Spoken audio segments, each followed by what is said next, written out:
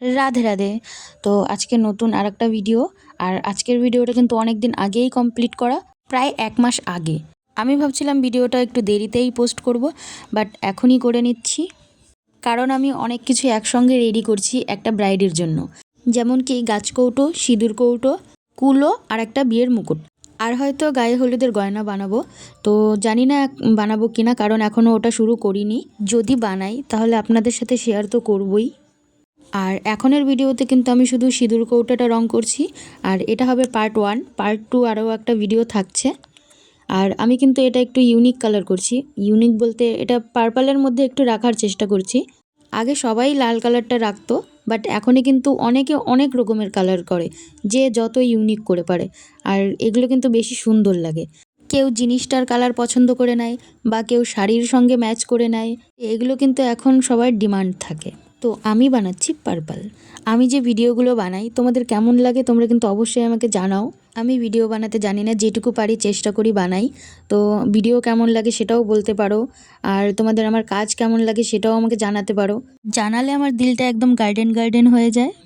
জানি ভিডিওটা একটু বেশি বড় হয়ে যাচ্ছে, আর আমার অনেক ভিডিওই প্রায় বড় হয়ে যায়, বাট কিছু করার নেই। ভিডিও করার সময় কিন্তু প্রতিটা জিনিসেরই ভিডিও করা হয়, প্রতি টাইম ভিডিও করা হয়। সবটাই মনে হয় খুব দরকার, তাই পরে আর মনে হয় না যে ভিডিও ডিলিট করি। যাই হোক, আমি কিন্তু এখানে আগে পার্পলের ডার্ক কালার করে নিয়েছি এবং তারপরে লাইট কালার করা শুরু করেছি। আর ডার্ক কালারটা আমি প্রথমে যে মিক্স করে বানিয়েছিলাম, তো প্রথম যে কালারটা হয়েছে তারপরে আর সেই কালারটা সেম রঙই ইউজ করছি, বাট সেই কালারটা আর বানাতে পারছিলাম না। মানে একবার জিনিসটা হয়েছে, আমার কাছে দুইবার আর হচ্ছে না।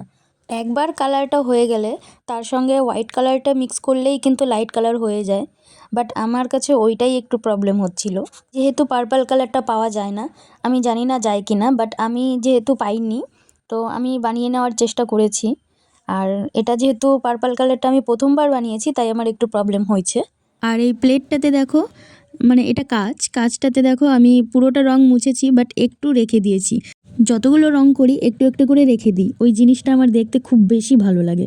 একটা আর্টিস্টের কাছে ওই জিনিসটাই বেশি সুন্দর আমার কাছে মনে হয়।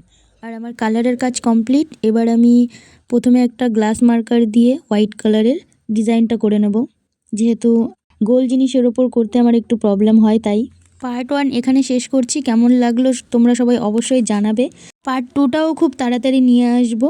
তো এখনের জন্য টাটা সবাইকে, রাধে রাধে।